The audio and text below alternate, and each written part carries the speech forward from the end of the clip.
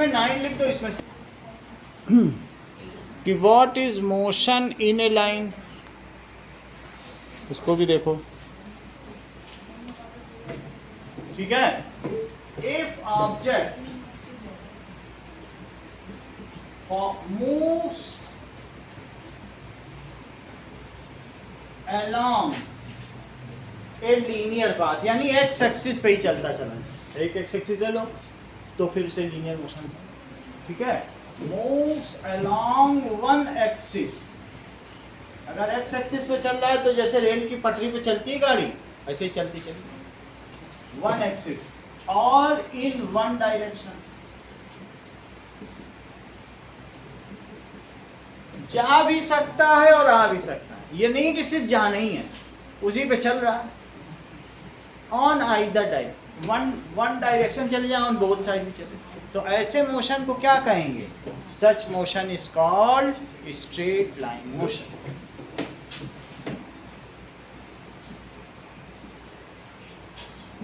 Is called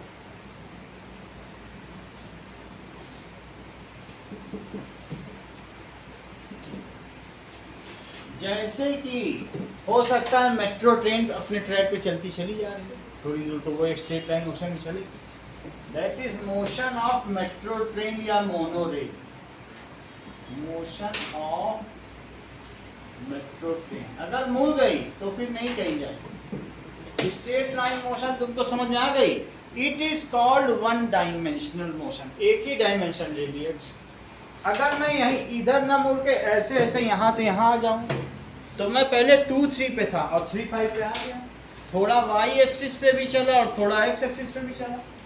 तो अगर मैं x और y दोनों एक्सिस पे मूव कर रहा हूँ, यहाँ पे आ गया ना, देखो पहले मैं कहाँ पे आया, कहाँ पे, यहाँ से 2 और यहाँ से मान लीजिए 1, 2 1 पे हूँ, 2 और 1, और अब कहाँ पे आ गया 3 5। तो इसका क्या मतलब है, 2 से 3 इधर चला और इधर वाली एक्सिस ये y एक्सिस और ये x एक्सिस, तो मैं दोनों के रिस्पेक्ट मूव कर रहा हूँ। तो जो मैन वॉकिंग है वो कितनी डायमेंशन पे चल रहा है?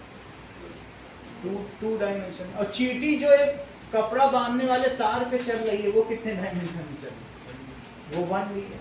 लेकिन जो हम लोग चल रहे हैं वो 2D पे है। लेकिन चलते चलते मान लो हम लोग के पंख आ गए और हम उड़ने लग गए, तो ये z axis, x axis, y axis और थर्ड एक्सिस कौन सी कहती है?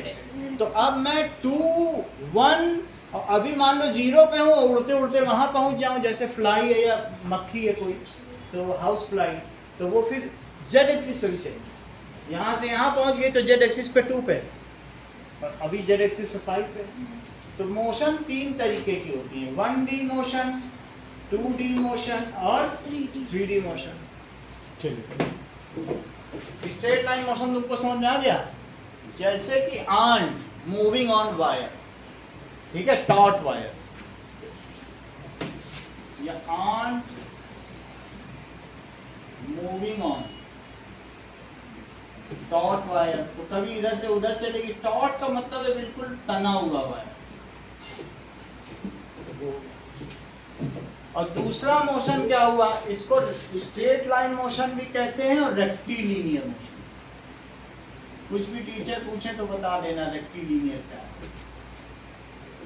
और दूसरा क्या है, planar motion. If object moves in a plane, जैसे कार चल रही है फिर मुड़ गई, फिर उधर चली गई, फिर इधर चली गई, तो वो x और y 2 एक्सिस यूज कर रहे हैं। If object moves in plane, किसी भी प्लेन में चले, ये प्लेन है पूरा, ठीक है, देन एंड यूजेस 2 एक्सिस, तो क्या कहेंगे, then it is called, 2 axis समझते हो कौन कौन सी है, x एक्सिस और y axis, it is called planar motion. Cartesian plane है तो वो ये प्लेन माना जाएगा, कार्टेशियन प्लेन जिसपे हम ग्राफ पेपर बनाते हैं, और जो जिसमें पेड़ पौधे उगते हैं, मैदान, उसको ये कहा जाता है ये तो दोनों की स्पेलिंग देखो सही है। So it is called planar motion, it is 2D motion, ये 2D मोशन यानी 2 डायमेंशनल मोशन।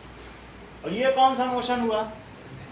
1D motion. देखो इस चीज को, इट इज 1D। इसका एग्जाम्पल क्या है? जैसे man walking on road, road पे चल रहा है, ये चीज आगे देखें। It is also called curvilinear motion, ये कर्व पाथ है, तो इसे क्या कहेंगे? Also called curvilinear motion.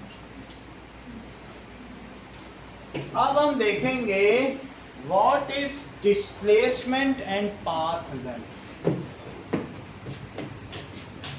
School में वेलोसिटी स्पीड तो सब करा दिया गया होगा ना?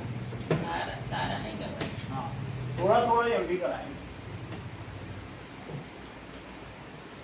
देखो पाथ लेंथ क्या होता है।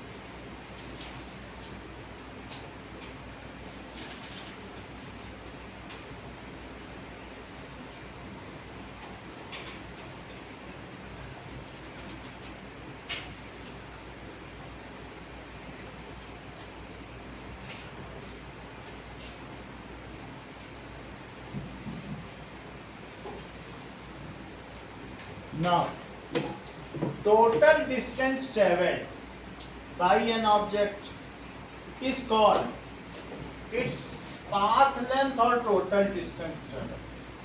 मान लो कोई एक ऑटो वाला आपको सीधे रास्ते नहीं ले जा रहा है P से Q, वो सोचता है कि मेरा थोड़ा सा बिल बढ़ जाए, तो PQ अगर वो PRQ के पाथ पे ले जा रहा है तो ये पाथ लेंथ। और ये the shortest distance between 2 point, it is called displacement. मान लीजिए ये 15 मीटर है और ये 10 मीटर, सही है? तो पाथ लेंथ क्या होती है? Total distance traveled by object is called its path length.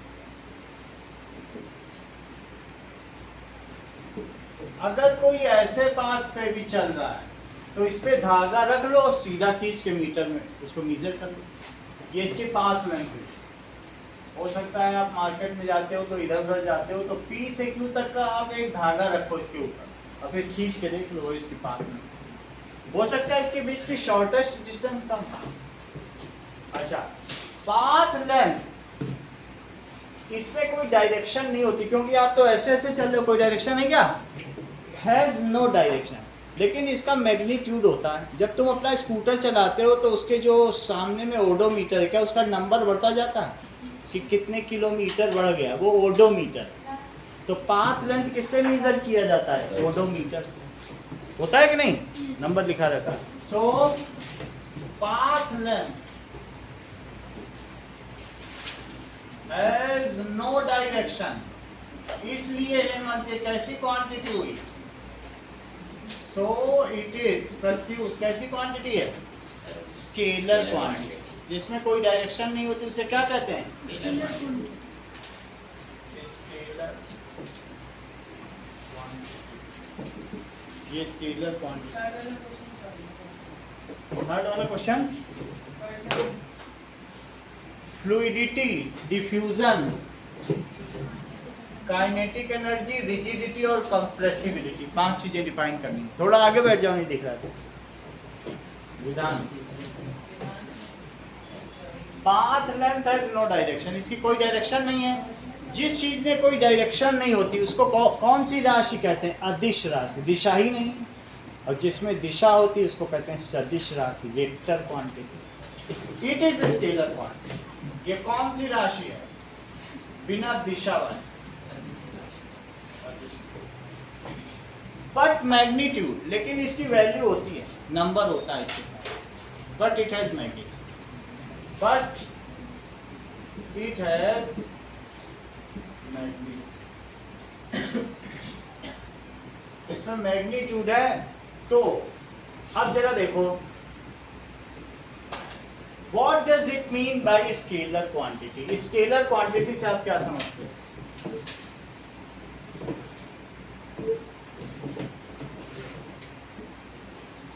Scalar quantity, quantity, physical quantity, जिसे तुम मेजर कर सकते हो उसको फिजिकल कहते हैं। विच हैज मैग्नीट्यूड। मैग्नीट्यूड का क्या मतलब होता है? मेजर करने वाला number. Which has magnitude but no direction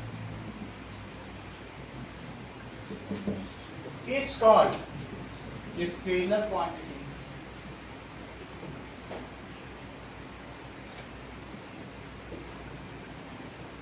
It is always positive. ये कभी निगेटिव नहीं होती। जैसे एग्जाम्पल, ठीक है, एग्जाम्पल में देखो लेंथ है 10 मीटर है, तो उसकी कोई प्लस या माइनस थोड़ी लिखी जाती है, माइनस लेंथ।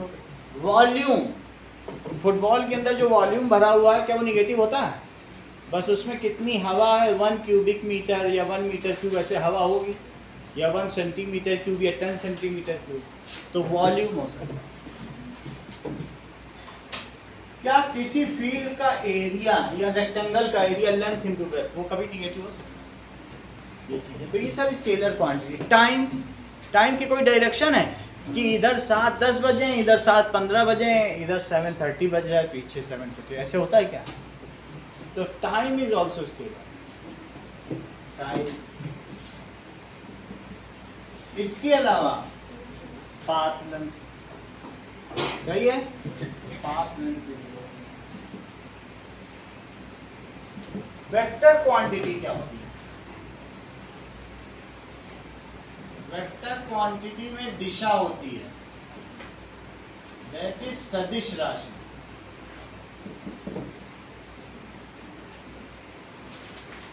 सदिश राशि। अब फिजिकल क्वांटिटी, फिजिकल से अंकित तुम क्या समझते हो? बोलो। एक होता है फिजिकल क्वांटिटी होती है जिसको तुम मेजर कर सकते हो। और मैं कहूं कि अंकित बहुत ऑनेस्ट है, तो ऑनेस्टी क्या फिजिकल क्वांटिटी हुई? ऑनेस्टी को मेजर नहीं कर सकते। समझ में आ गई कि नहीं? तो दैट इज जिसको मेजर कर सकते हो, जैसे लेंथ हो गया, वो सब चीज़, ये सभी मेजर की जा सकती, वही फिजिकल क्वांटिटी। अब फिजिकल क्वांटिटी, सेंटेंस पूरा करो, विचार रखता है, बोलो फिजिकल क्वांटिटी बोलो। उसमें मैग्नीट्यूड भी होगा और डायरेक्शन है कि राइट में जा रहा है, पी से क्यू गया है तो किधर गया, राइट गया कि नहीं गया। इसमें तुम क्या बोलोगे कि ऐसे ऐसे गया, तो ऐसे थोड़ी होती direction. Physical quantity has both magnitude भी और डायरेक्शन भी, सही है। तो देखो has both magnitude and direction, इसमें दोनों चीज होती है।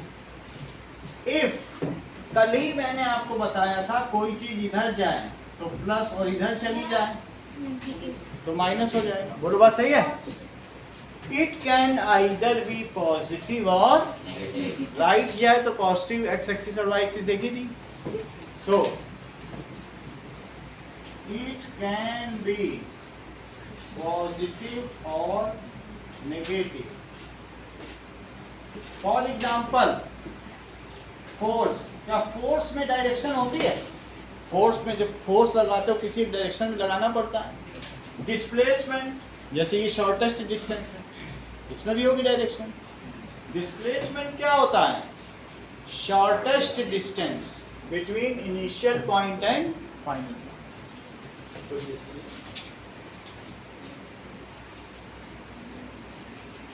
अब हम लोगों ने पाथ लेंथ समझ लिया, ये दोनों क्वांटिटी भी समझ ली है, तो डिस्प्लेसमेंट आप समझिए। What is displacement? Ankit, displacement की डेफिनेशन बताओ। The shortest distance between initial point to final point. between initial point to final point.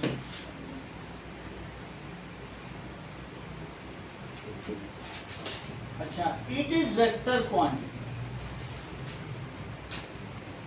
इसमें क्या क्या दोनों चीजें होंगी, बोलो हेमंत। ये वेक्टर क्वांटिटी है तो इसमें क्या क्या होगा,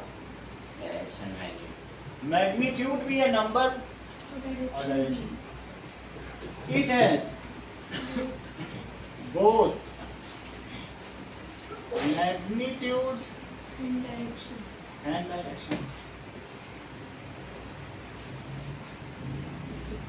चलो, डिस्प्लेसमेंट हमें समझ में आ गया।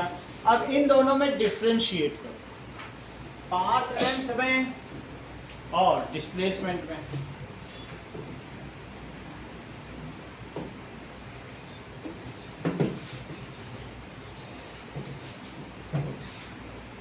That is path length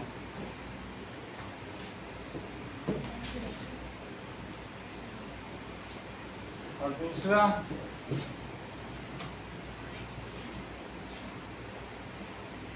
it is total distance traveled।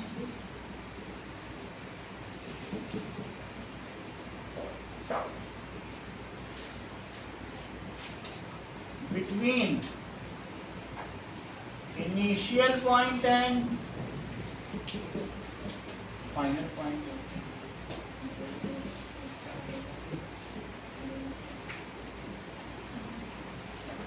ये टोटल डिस्टेंस है, जबकि इट इज शॉर्टेस्ट डिस्टेंस।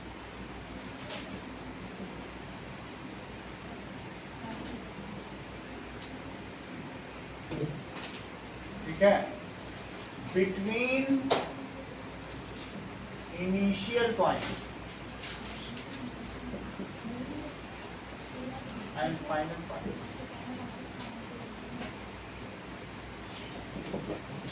यहां तक की बात समझ में आ गई।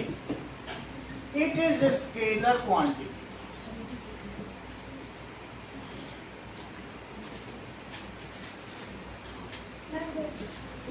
सही है, जबकि ये कैसी क्वांटिटी है, it is vector quantity.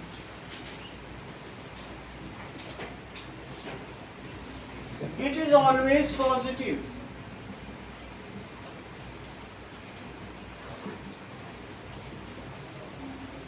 It may be positive और negative. अच्छा, एक ऑब्जेक्ट ऐसे चल रहा है, ये देखो, और चलते चलते यहाँ से चलते चलते फिर वहीं आ जाए। जैसे घर में मम्मी पापा नहीं है, तुम चुपचाप उठे सिनेमा देख के फिर घर वापस आ गए, तो तुम्हारा डिस्प्लेसमेंट क्या हुआ? पी से चले और पी पे ही आ गए, तो क्या हुआ बताओ? मैं यहाँ वहाँ घूम के फिर से वहीं पहुँच जाऊँ, तो कुछ डिस्प्लेस हुआ? Displacement is zero if object. और इसका पाथ लेंथ क्या हुआ? क्या वो जीरो हो जाए? ओडोमीटर तो आगे बढ़ जाएगा, वो तो गाड़ी का वो जो रीडिंग वो तो बढ़ जाएगी जितना पहिया घूमेगा। खड़े खड़े ही घुमाओ तब भी बढ़ता चला जाता है। तो क्या लिखें? If object moves its path length is never zero, और if object moves and comes back to initial position, then its displacement is zero. और यहाँ भी देखो, ये बताओ जो पाथ लेंथ है क्या वो डिस्प्लेसमेंट के मैग्नीट्यूड से हमेशा ज्यादा होती है कि कम भी हो सकती है? ज्यादा होगी, और कभी कभी इक्वल भी हो सकती है। अगर आदमी सीधा ही चलता चला जा रहा है तो जो उसका डिस्प्लेसमेंट है वो उसकी पाथ लेंथ है, इक्वल भी हो सकती है। अगर सीधा ही चल रहा है, स्ट्रेट लाइन में चल रहा है तो इक्वल होगी, और मान लो तुम तिरछे तिरछे चल रहे हो तो ऐसे केस में path length is always greater than और इक्वल टू, इक्वल भी हो सकती है। किसके इक्वल होगी?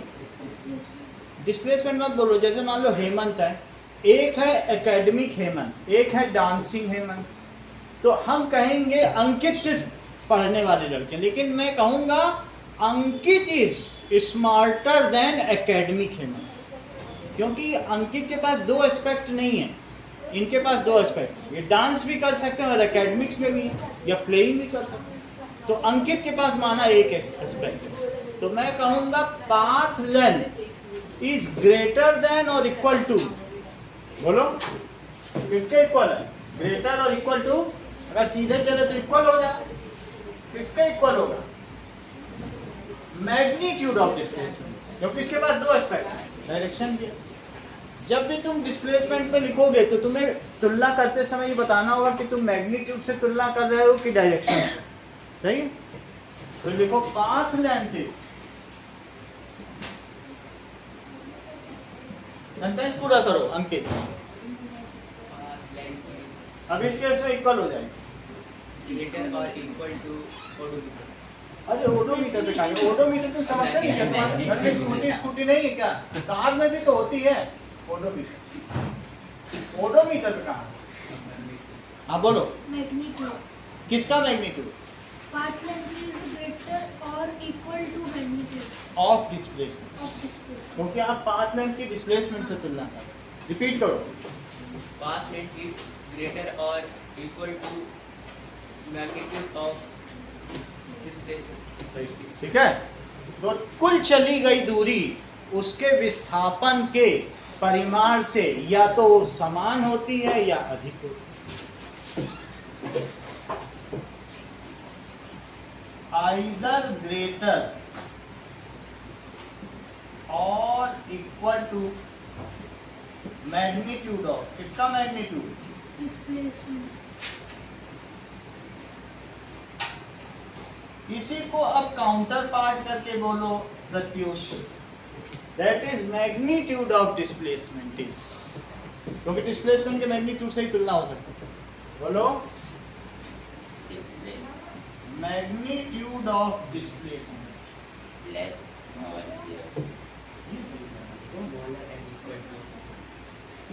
या तो इक्वल होगा और या इससे छोटा होगा, तुरंत इज इक्वल टू और स्मॉलर देन, किससे स्मॉलर होगा? बोलो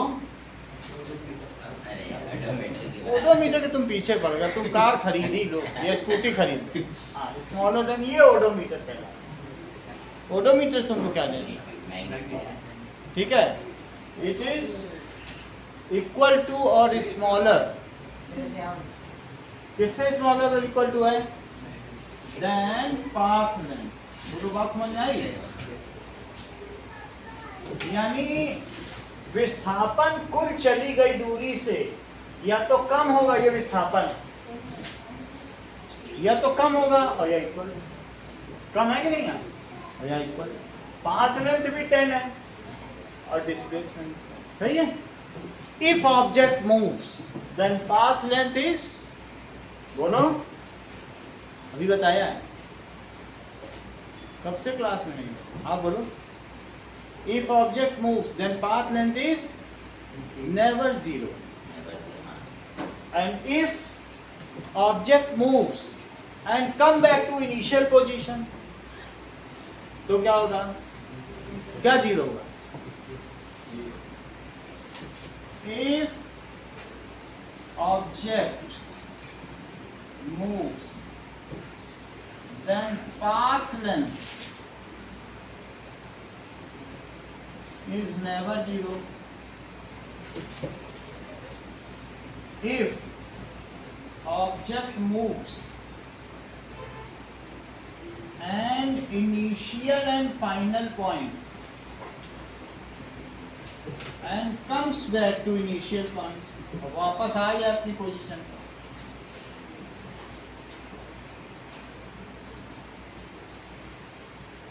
डिस्प्लेसमेंट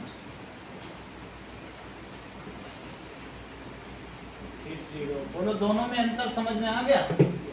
अगर ये इंपॉर्टेंट क्वेश्चन आएगा भी आपके 9th के कोर्स में, तो आप ये पांचों पॉइंट लिख देना। आगे देखो, next is let us see speed and velocity. Path length तो तुमको समझ में आ गया, डिस्प्लेसमेंट भी समझ में आ गया। सर वो differentiate scalar quantity vector quantity में है, क्या है? वेक्टर क्वांटिटी और स्केलर क्वांटिटी में डिफरेंस आएगा। आएगा तो लिख देना, यही तो है, इसमें भी आएगा तो। अब देखो, मान लीजिए ये P से Q ऑटो वाला तुमको 2 सेकंड में ले गया, 2 सेकंड में, तो तुम P से Q तो पहुंच गया ना, ये शॉर्टेस्ट डिस्टेंस है। Path length is the actual path on which object travels, displacement may और may not be the actual path. क्या तुम इस पे चले होगे? ये तो शॉर्टेस्ट डिस्टेंस है, बस ये एरियल डिस्टेंस है, हवा में दूरी मापी गई। क्या तुम ऐसे रास्ते में चलते चले जाओगे और घरों को तोड़ते हुए निकलते चले जाओगे? अगर घर पड़ गए, पेड़ पड़ गए, तो तोड़ते फोड़ते निकलोगे। तो पाथ लेंथ क्या लिखो, it is the actual path on which object moves, length of the actual path, सही है। एंड दिस मे और may not B actual path. चलिए अब आगे की बात करें। दैट इज, मान लीजिए एक कार 80 किलोमीटर चल जाती है। जैसे मान लीजिए मैं, ये कार है प्रत्युष की कार, और ये लेके चलता चला जा रहा है, और ये चलते चलते चलते चलते यहाँ पहुँच गया, अपनी जीप लेके पहुँच गया, 80 किलोमीटर ले गया, और इसने 2 आवर लिया, ठीक है। अब पाली पहुंच गया, तो अब मुझे बताओ ये पर आवर कितना चला होगा? 40 किलोमीटर पर आवर, ये इसकी स्पीड है।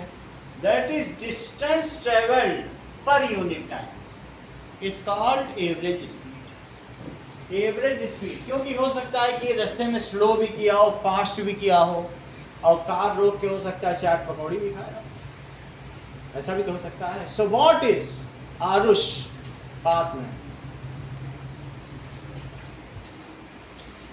रिपीट कम कर रहे हो, रिपीट करो, आप बोलो। ये एवरेज स्पीड से तुम क्या समझते हो? पाथ लेंथ तो सबसे पहले ही तुमको बता था, तुम पाथ लेंथ भी नहीं बता रहे। पाथ लेंथ बताएंगे टोटल डिस्टेंस ट्रेवल, आंसर देंगे, हैवी डालो। ये नहीं कि हम ही बोले, आपको भी तो थोड़ा सा उसको रेसिप्रोकेट करना है। What is displacement?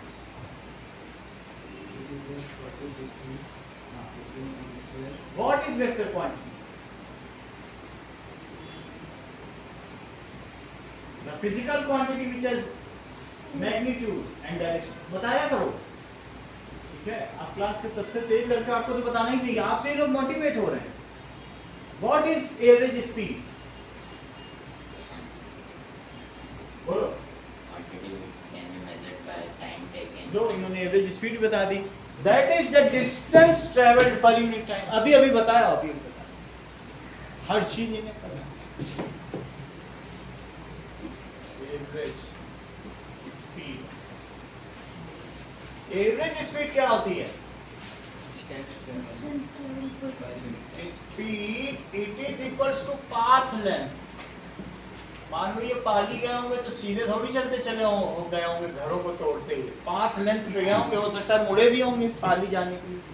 लेकिन इनके ओडोमीटर ने, जैसा कि हमेशा अंकित कहते रहते हैं, सर ओडोमीटर को फॉलो करो। अगर शुरू में ये 0.6 था तो जब ये पाली पहुंचे तो ये 2486 हो गया, तो ये जान गए कि मैं 80 किलोमीटर चल आया हूँ। ये इनिशियल रीडिंग ऑफ ओडोमीटर है, और ये क्या है? Final reading. तो इनिशियल रीडिंग भी लिख लो, इनिशियल रीडिंग, और ये फाइनल रीडिंग। तो इससे क्या पता चलता है? फाइनल माइनस इनिशियल को तुम्हें पता ही चल गया। तो पाथ लेंथ अपॉन टाइम। तो यहां जरा देख के बताओ कि प्रत्युष की जिप्सी कितनी चली? 80 किलोमीटर। और कितना टाइम लिया? तो 40 किलोमीटर पर यूनिट टाइम में जितना चला। देखो इस चीज को, that is distance travelled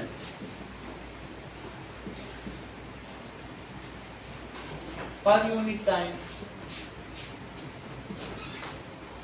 is called average speed. Average इसलिए बोल रहा हूं कि 2 घंटे एक ही स्पीड से नहीं चलाई होगी। इनकी गाड़ी में यहाँ पर एक स्पीड का भी कांटा है, जो 0, 10, 20, 30, 40 ऐसे बताता है कि नहीं? ठीक है। स्पीडोमीटर, और यहाँ पर ओडोमीटर है, जिसमें ये पता चल जाता है कि कितना तुम चले हो।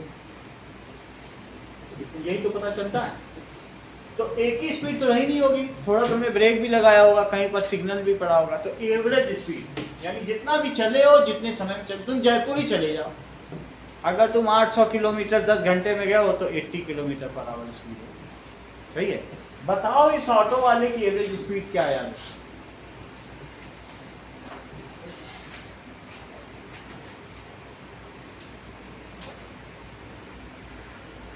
बोलो।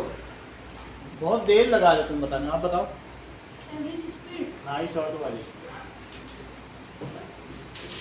हाँ बोलो। 7.5 किलोमीटर पर आवर। मीटर पर सेकंड को नहीं बोल रहे, आरुष तो मीटर पर सेकंड बोल रहा है भाई। उसने तुरंत इसको इससे डिवाइड किया, डिस्टेंस अपॉन टाइम, और मीटर पर सेकंड। ठीक है, चलो।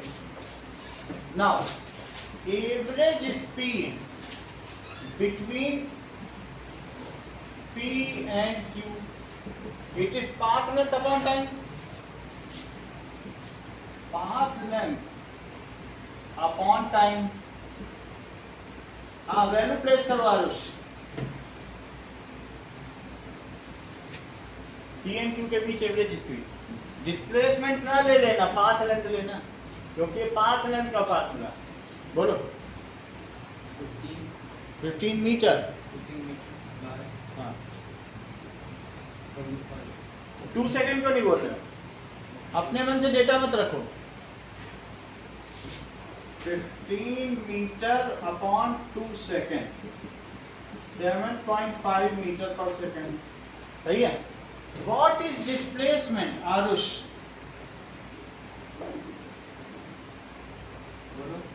सॉरी, एवरेज वेलोसिटी क्या होती है?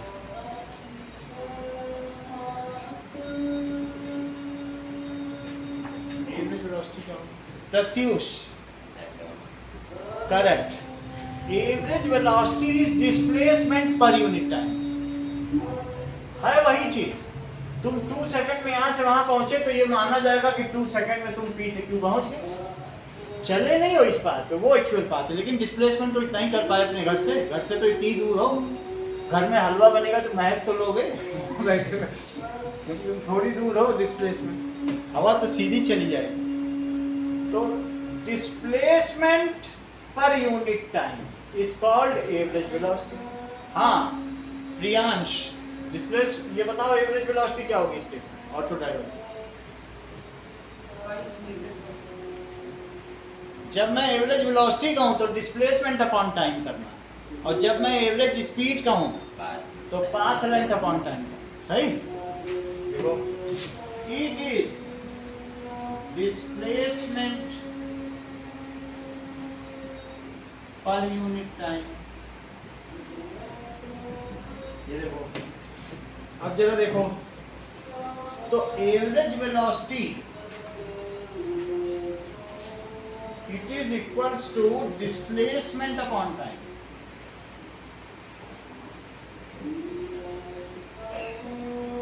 डिस्प्लेसमेंट कितना है वहां देख के बताओ, 10 मीटर, और टाइम कितना लिया है, 2 सेकेंड। तो that is equals to 5 metre per second. सही है। एवरेज वेलोसिटी की क्या यूनिट है, एवरेज स्पीड की क्या यूनिट है, पाथ लेंथ की क्या यूनिट है, और डिस्प्लेसमेंट की क्या यूनिट है। एवरेज वेलोसिटी की बताओ, sir metre per second. Average speed की बताओ, एवरेज स्पीड की किलोमीटर पर आवर। या मीटर पर सेकंड, स्टैंडर्ड यही है मीटर पर सेकंड। किलोमीटर पर आवर में लोग कहते हैं, बट ऐसा यूनिट क्या है, स्टैंडर्ड इंटरनेशनल। पाथ लेंथ की क्या यूनिट है, और डिस्प्लेसमेंट की मीटर है। ये बताओ एवरेज स्पीड स्केलर क्वांटिटी है या vector quantity. Sir vector. Correct, ये भी स्केलर और ये भी स्केलर, इसलिए ये स्केलर। देखो दिमाग कितना लगाता है, दिमाग क्या, सब दिमाग का खेल है। और ये बताओ एवरेज वेलोसिटी कैसी है, क्योंकि डिस्प्लेसमेंट अगर निगेटिव हो गया, ये ऑटो वाला उधर से इधर ले आया तो ये माइनस में हो जाएगा और इसको माइनस कर देगा। तो इसलिए वेलोसिटी हमेशा डिस्प्लेसमेंट से आ रही वेक्टर से जो क्वांटिटी निकलेगी वो वेक्टर होगी। यही निगेटिव लिख दोगे, मान लो -10 होता, वो Q से P ले आता ऑटो वाला, तो -10 ना हो जाता। यस। तो -10 रखते तो ये -5 हो जाता। तो इसलिए average velocity is vector quantity, क्योंकि डिस्प्लेसमेंट से डिफाइन हो रही है। और ये कैसी है, चलो यहाँ तक बात समझ में आ गई। अब हम लोग एवरेज स्पीड और डिस्प्लेसमेंट का डिफरेंस करें। चलो डिफरेंशिएट बिटवीन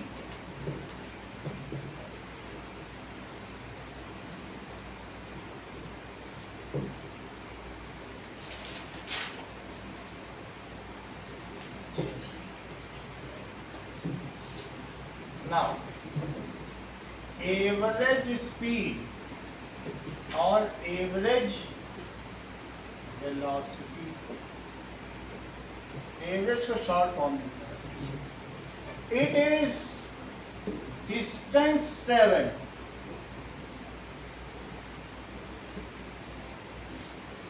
पर unit time.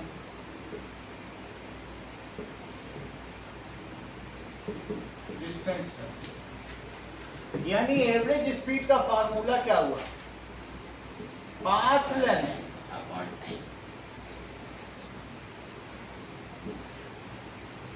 It is displacement. Sentence पूरा करो आगे, बहुत धीरे बोल रहे हो, दूसरों से बुलवा रहे हो, सब सेक्रेटरी है तुम्हारे, बोला करो। हाँ रिपीट करिए आरुष।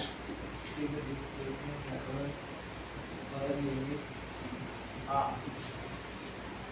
पर यूनिट टाइम एवरेज वेलोसिटी का फार्मूला बताइए आरुष।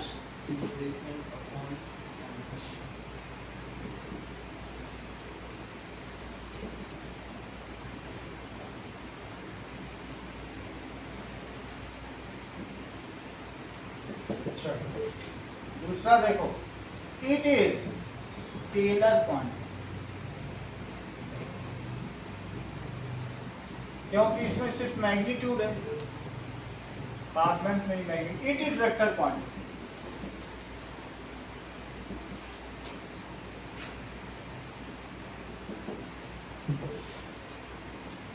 देख लो, अगर तुम यहां से यहां गए, यहां चले आए और तुम 10 मीटर चल लिए और तुमने 2 सेकंड लिया, यहां से गए हो, सही है, तो बता सकते हो कि इसकी एवरेज स्पीड क्या हो गई अगर P से चल के P पे आ? प्रियांश? 5 मीटर पर, और इसकी एवरेज वेलोसिटी क्या होगी? 0/2 करोगे तभी 0 ही आएगा, क्योंकि जब डिस्प्लेसमेंट ही नहीं हुआ तो 0/2 रख दो, 0 नहीं आ जाएगा। पॉइंट से स्टार्ट नहीं, है पॉइंट स्टार्ट नहीं हो रहा, डिस्प्लेसमेंट तो जिस पॉइंट से चला वहीं आ गया।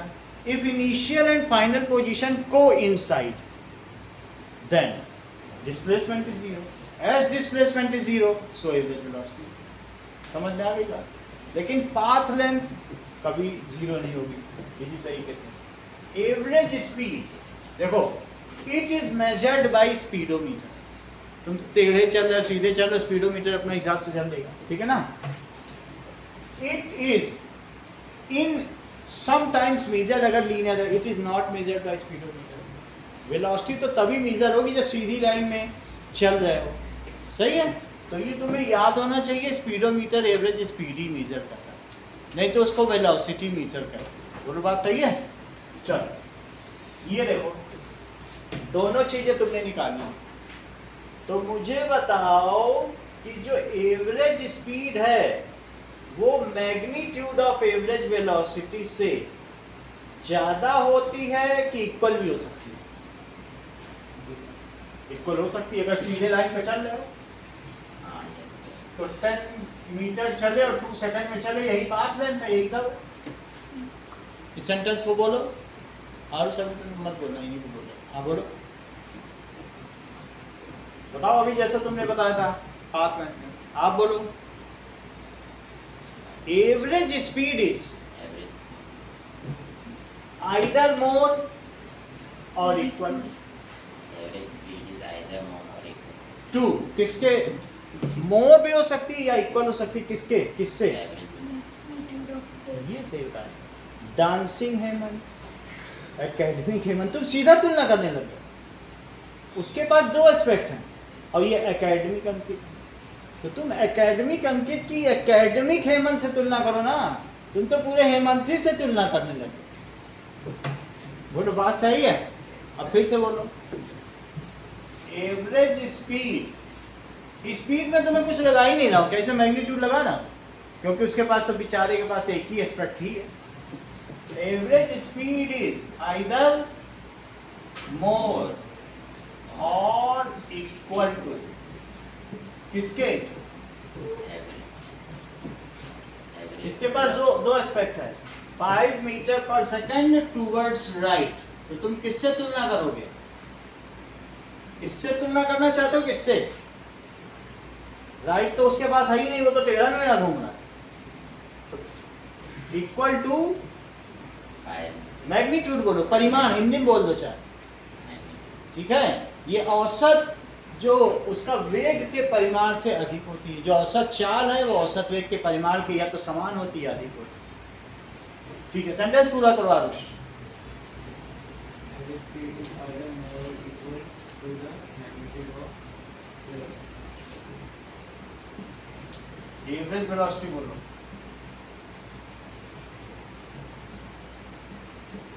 इसका काउंटर पार्ट बोलो आरुष। अब यहां से शुरू करो। Magnitude of average velocity हाँ बोलो, is either equal is either equal और लेस देन या स्मॉलर देन, किससे? average speed. Average speed.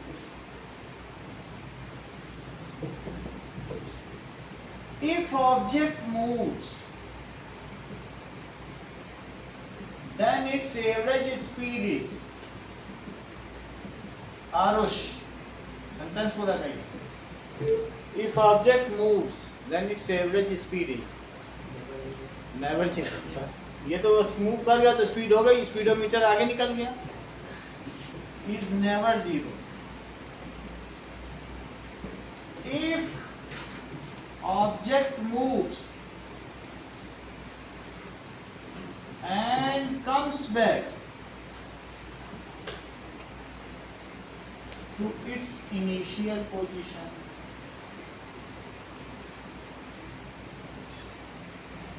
चले लेकिन वहीं आ जाए तो डिस्प्लेसमेंट जीरो हो जाएगा, और डिस्प्लेसमेंट जीरो होने की वजह से 0/2 करो, जीरो जाएगा. सेंटेंस पूरा करें प्रत्युष.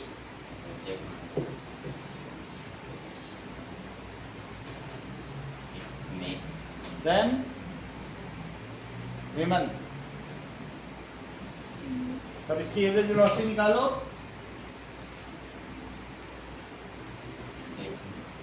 बोलो कितना डिस्प्लेसमेंट हुआ यहाँ? डिस्प्लेसमेंट बताओ. अपने ही घर में आ गए लौट के, और टाइम कितना लगा?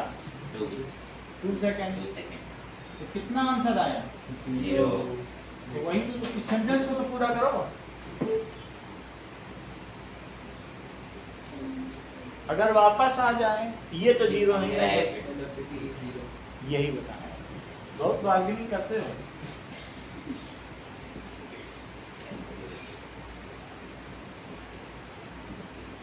यहाँ करके दिखा दिया ना, सही है. चलो अगली चीज, average speed is always positive. It may be positive or negative.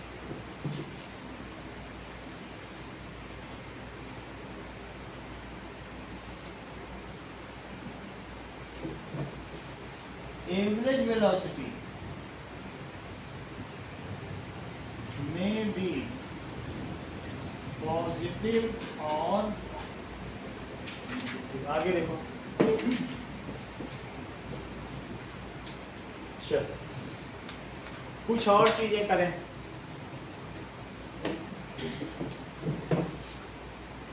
अब दोनों में डिफरेंस तुमको समझ में आ गया?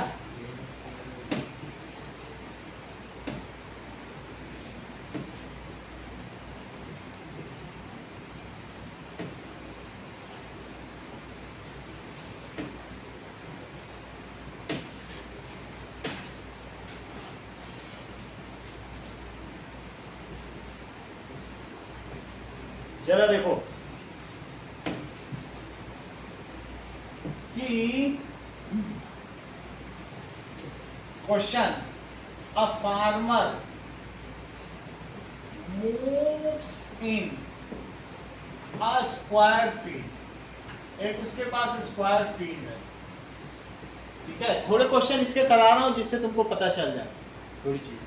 इन a square field of side 10 metre and complete से राउंड, एक चक्कर ही लगा देता इन 40 सेकेंड. 10 मीटर साइड वाली स्क्वायर फील्ड है, और वो ए से चला 10 मीटर एक साइड, अब पूरा चक्कर कितनी देर में लगा लिया? फिर से ए में आया, 40 सेकेंड में लगा, वापस ए पे आ गया. ए से चला और ये क्या, ठीक है. इफ ही, उसने क्या किया? कंटिन्यूस टेकिंग राउंड, तो क्या होगा? ठीक है. If he keeps on moving, keeps on moving for 2 minute 20 second, 2 minute 20 second तक वो चलता ही जा रहा. Find his displacement.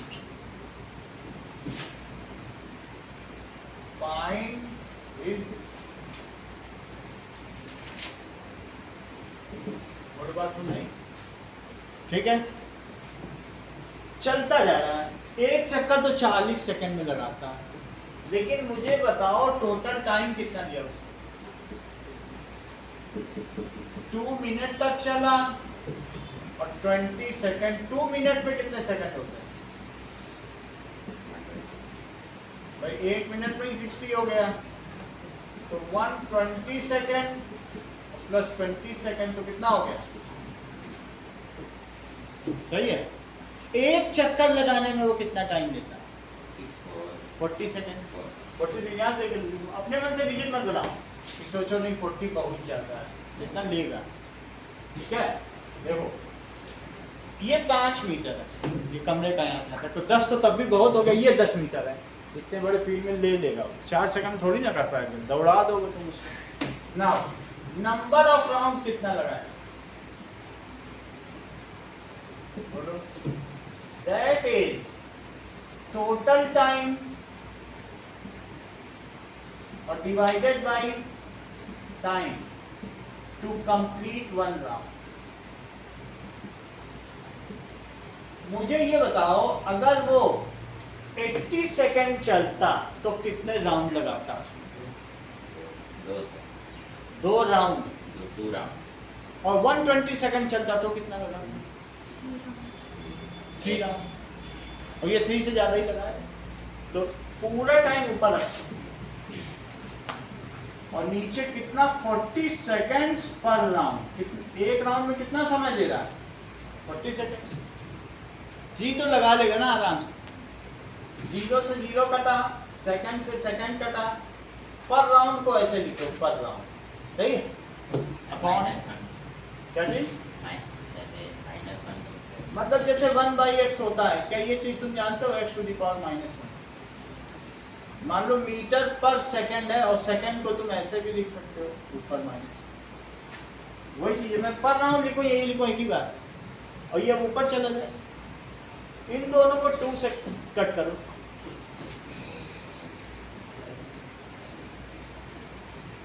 7/2। चलो, तो 7/2 यानी कितना होता है? राउंड्स ऊपर चला गया, दैट इज 3.5 राउंड्स। कितना उसने लगाया?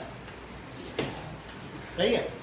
अच्छा, ए से चला, एक चक्कर लगाओ इसका, देखो 1, अब एक और लगाओ 2, 3। अब हाफ कैसे करेगा? यहाँ और यहाँ।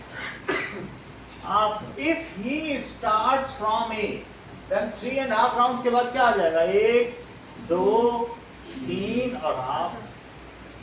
If he starts from A, then after 3.5 rounds वो कहाँ पे होगा? He will be at B। B पे आना। सही है। अब तुम्हें डिस्प्लेसमेंट बताना, ए बी डिस्प्लेसमेंट, ये शॉर्टेस्ट है। ये नहीं लिख देना कि 10 और 10, वो पाथ लेंथ हो जाएगी। तुमको ए भी पता करना, इसको सी ले। सही। तो अब मुझे बताओ, पाइथागोरस थ्योरम तुमको पता है? तो ए बी स्क्वायर क्या होगा? सही है, जो कि क्या हो सकता है? 10 स्क्वायर प्लस 10 स्क्वायर, जो कि क्या हो सकता है? 100 प्लस 100। तो ए बी कितना हो जाएगा? 200 पे रूट लगा, क्योंकि स्क्वायर है तो स्क्वायर रूट ले लो। अच्छा, स्क्वायर रूट के अंदर इसको 2 × 100 लिख दो।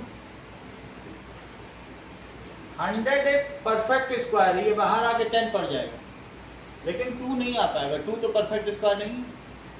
तो 10 तो बाहर आ गया, लेकिन रूट के अंदर 2 फंसा रहेगा, क्योंकि उसका जोड़ा है ही नहीं।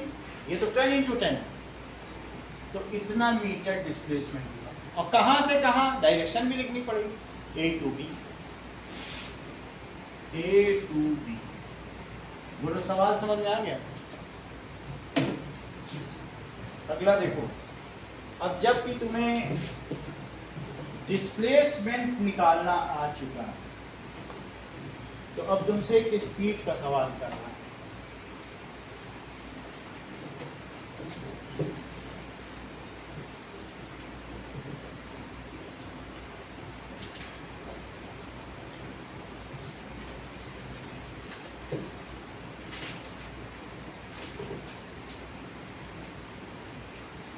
ना देखो, एन ऑब्जेक्ट, एक ऑब्जेक्ट है, वो दो पार्ट में चलता है, वो पूरा एक साथ नहीं चलता है, थोड़ा चलेगा, फिर एक स्पीड से चलेगा, थोड़ा दूसरी स्पीड से चलेगा, अलग अलग स्पीड से चलेगा।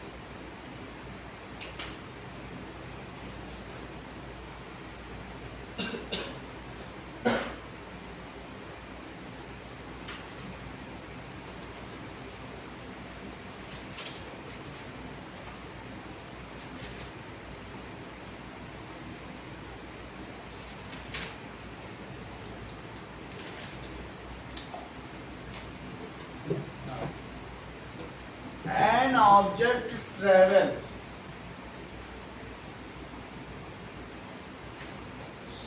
16 meter, first 16 meter in 4 seconds and next 16 meter in 2 seconds. Find its average speed. इसकी एवरेज स्पीड 16 मीटर चला, लेकिन पहला वाला 4 सेकंड में चला और दूसरा वाला 16 मीटर 2 सेकंड। एक स्पीड से नहीं चला, यहाँ से यहाँ तक एक स्पीड से, दूसरे क्योंकि उतनी ही डिस्टेंस चल रहा है ना। तो मुझे बताओ टोटल डिस्टेंस कितनी है और टोटल टाइम कितना है? टोटल डिस्टेंस बताइए आप। It is equals to 16 metre और plus 16 metre. Aarush total time taken बताओ। ठीक है, it is equals to 4 plus 2 it is 6 second. और एवरेज स्पीड का फार्मूला बताओ। Total distance upon total time. भाई जितना उसने टोटल डिस्टेंस चला होगा टोटल टाइम लिया होगा। इसमें वैल्यू प्रेस करो आरुष। 32 मीटर और बाई 6 सेकेंड, 2 से तो कट जाएगा, लेकिन अब इसके आगे 3 से 16 को कट करो।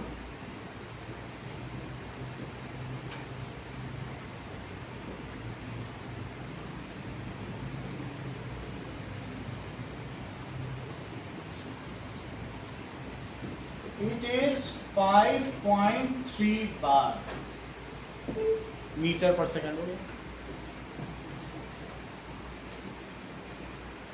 चलो अगला सवाल देखो। कभी कभी एक और भी फार्मूला लगता है, जरा ये भी देखिए। एवरेज वेलोसिटी का फार्मूला, इनिशियल वेलोसिटी और plus final velocity upon time upon P. इसको समझो ये क्या कह रहा है। मान लो ये फॉर्मूला है जिसको यूज करना है, लेकिन पहले समझना है कि एक बाइकर है, ठीक है, यह साइकिल चलाने वाला है। वो शुरू में 2 मीटर पर सेकंड से चला, लेकिन उसने रेस देना शुरू कर दिया, स्पीड बढ़ानी शुरू कर दी, और स्पीड बढ़ाते बढ़ाते वो अपनी साइकिल की स्पीड, ठीक है, वो बढ़ाते बढ़ाते उसने 10 मीटर पर सेकंड। ये इसकी इनिशियल वेलोसिटी और ये इसकी क्या है? Final.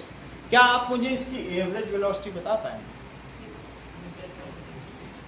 That it is initial initial velocity को u बोला जाता है और फाइनल वेलोसिटी को क्या बोलते हैं? v। सही। अब इस फॉर्मूले में डाल के एवरेज वेलोसिटी निकाल लीजिए।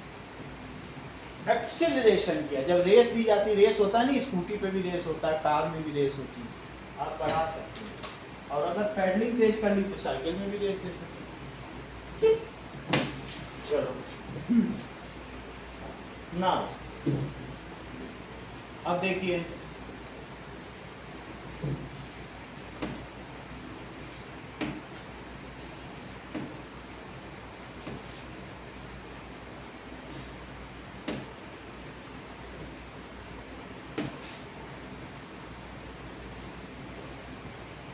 तो एवरेज वेलोसिटी क्या हो जाएगी? u plus b by u कितना है? चेक करो, यही फार्मूला लगाया। 2 मीटर पर सेकंड। देखो कितनी है? 2 मीटर पर सेकंड और प्लस 10 मीटर पर सेकंड और अपॉन 2। तो 2 प्लस 10 मीटर पर सेकंड अपॉन 2, तो 12 बाई 2, तो दैट इज 6 मीटर पर सेकंड। सही। चलो एक और क्वेश्चन करते हैं। जैसा कि हम चाहते थे कि ओडोमीटर का क्वेश्चन आ जाए। द ओडोमीटर ऑफ कार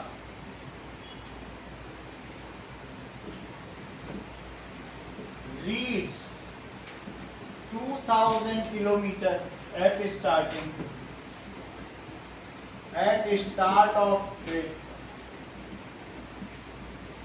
उसमें किलोमीटर में आता है कि गाड़ी कितने किलोमीटर चली। And at end of trip 2400 kilometer, it took 8 hours for trip। 8 घंटे लग गए। यहाँ से जोधपुर से जयपुर गया, जब गए थे तो इतने थी गाड़ी की रीडिंग और जयपुर जाते जाते इतनी। तो अब एक सीधे सीधे तो गए नहीं होगे और कई जगह बीच में रुके भी होगे, मन भी किया होगा 8 घंटे तक क्या गाड़ी चलाते रहोगे? चाय पानी तो पियोगे 4 घंटे बाद, ऐसा तो नहीं होगा। तो ऐसी स्थिति में ये बताओ, find its average speed. Average speed बताओ, देख के बताओ अंकित, तुम्हारे पसंद का सवाल है।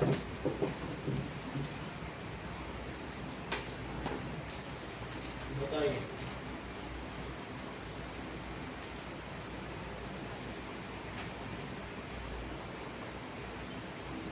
और 40 किलोमीटर पर है। तो बता दिए हेमंत, आप ही बता दो कोई कितनी जल्दी बताते हैं। 50 किलोमीटर। कितना? 50 किलोमीटर। 50। ये सही।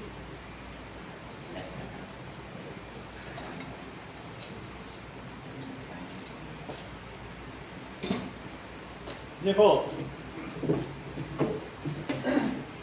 Distance travelled it is equals to final reading और माइनस इनिशियल रीडिंग। यहां तक समझ में आया? फाइनल कितनी है और इनिशियल कितनी है? तो 400 किलोमीटर, यही तो टोटल डिस्टेंस ट्रेवल हो गया। और टाइम टेकन क्या है? 8 आवर्स। और एवरेज स्पीड का फार्मूला क्या है?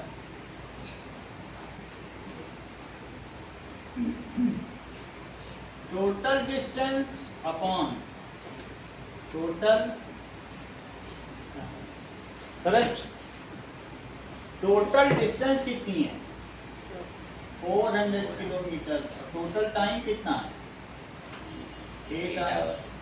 सो दैट इज 8 से इसको कट करो, 50 किलोमीटर पर आवर। लेकिन सवाल इतना ही नहीं है, कन्वर्ट इट इन मीटर पर सेकंड। इसके आगे क्या है? तो अंकित ने हो सकता है मीटर पर सेकंड में बता दिया, तो हम लोग अंकित के आंसर की जांच करें। ये तो समझ में आ गया। अब लिखो इन मीटर पर सेकंड। तो 50 kilometre per hour upon, hello hello,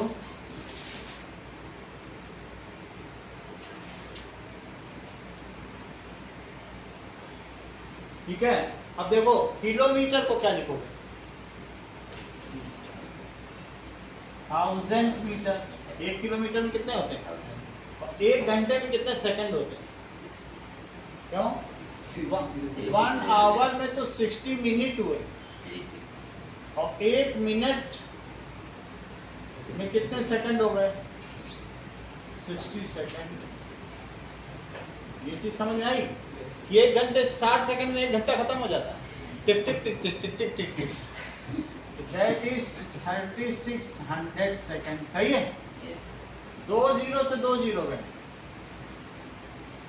अब 10 और 36 को 2 से कट करो, 2 से इसे भी कट करो, 25 और 9, तो 125/9। अब 9 से डिवाइड करो, 9 1 is 9, 9 3 जा 27, और 9 8 जा 72, फिर 8 आ गया, तो 9 8 जा 72, तो 13.9 है अप्रोक्सीमेट। हाँ, आगे क्या लिखें, यूनिट क्या लिखें, मीटर पर सेकेंड। 8 भी लिख सकते हो, और अगर ऐसा लिख के तुम 13.9 मीटर पर सेकेंड अप्रोक्स भी लिख सकते हो। दोनों बात समझ में आ गई? ठीक है। कुछ सवाल आपके लिए।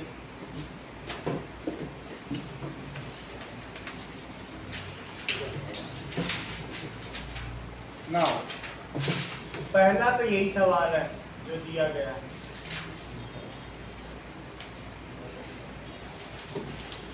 दूसरा,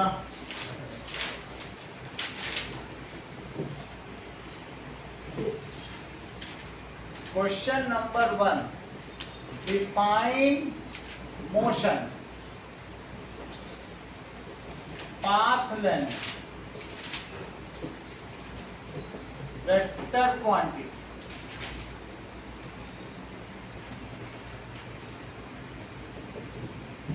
दूसरा क्वेश्चन ये, differentiate between path length and displacement.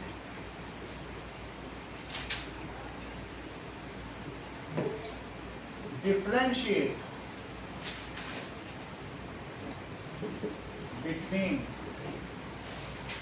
average velocity and average speed. एक और क्वेश्चन है, a farmer moves along square field of side 10 metre in 40 seconds if he continues to move for 2 minutes 20 seconds, find his displacement. कितना करो?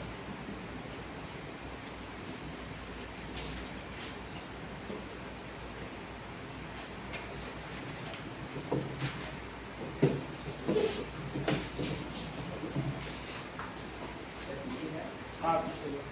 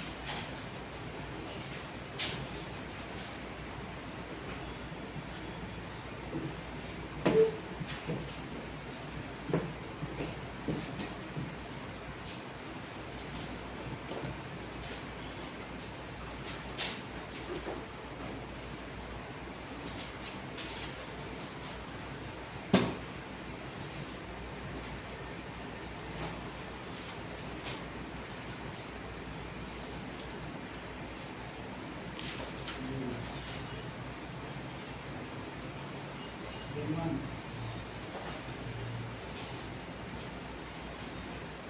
Pratyush, Aarush, Riyansh, Sanskrit second है, अंकित first.